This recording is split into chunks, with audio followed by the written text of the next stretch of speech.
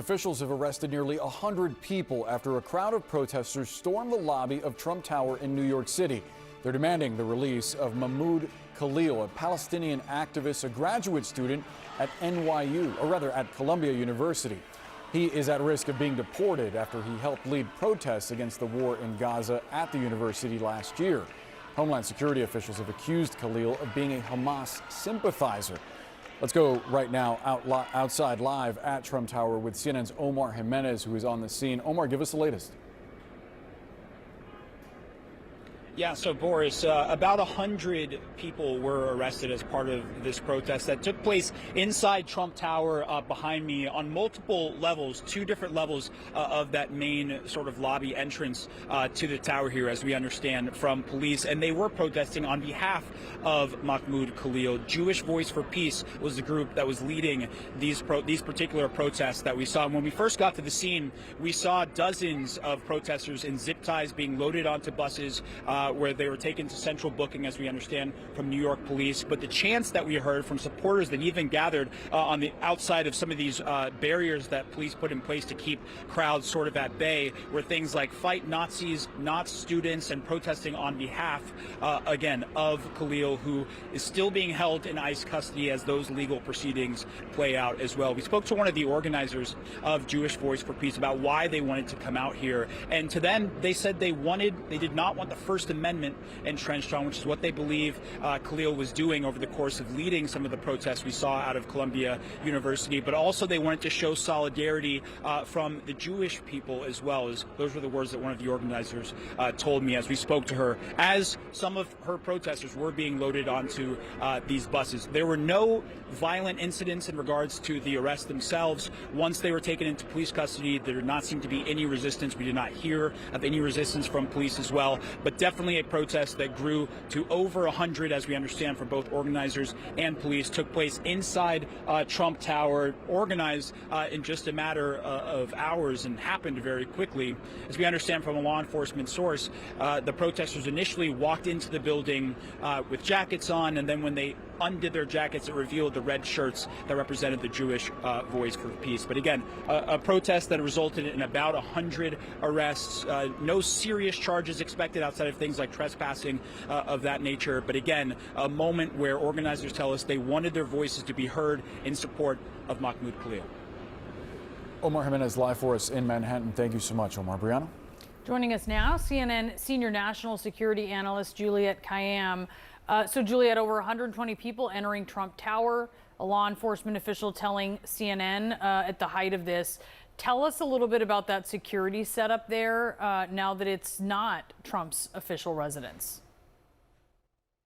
Yeah, so I'm surprised by this. I would have assumed that just given the public nature of Trump's commercial activities, it would be very difficult to have 100 people come. It was clearly a secretively planned protest, and they were arrested as they should be. They trespassed, but they were also nonviolent, and this country has a long tradition of nonviolent protests. We'll see what happens in the courtroom or what's decided about them. I have no doubt that there will be increased surveillance and security around Trump's commercial entities. And this is the interesting thing about Trump, without getting into whether he should or shouldn't do it. And we saw this with Elon Musk with the Teslas, because they've broken down the distinction between their public roles and their private commercialization, monetization roles. You are seeing these protests touch them in their commercial space. We saw this with Elon Musk and attacks on Tesla, as well as now this protest. Donald Trump cannot close down Trump Tower. It's a commercial space. It's a residential space.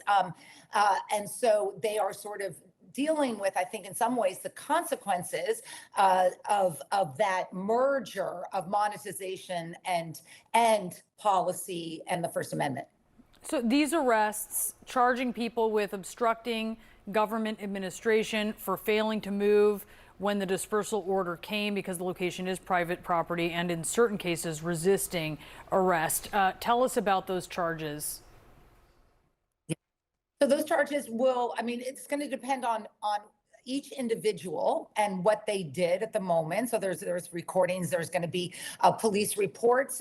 Do they have past criminal activity? For some of these people, it may be a fine, community service, a guilty plea, and nothing much happens. I have no doubt Donald Trump will ratchet it up, at least publicly, in terms of his criticism of this kind of activity. The interesting thing about this is this was organized by a Jewish group. So the narrative of, sort of pro-Hamas, pro-Palestinian equals pro-Hamas Arabs that is often used, and it was used in Mahmoud's case, Khalil's case, is harder to make against Jewish organizations. I have no doubt that that's why they did it, because there's great diversity within the Jewish American population about what's going on, divisions amongst them, and I think that's a very important part of this narrative of who it was organized by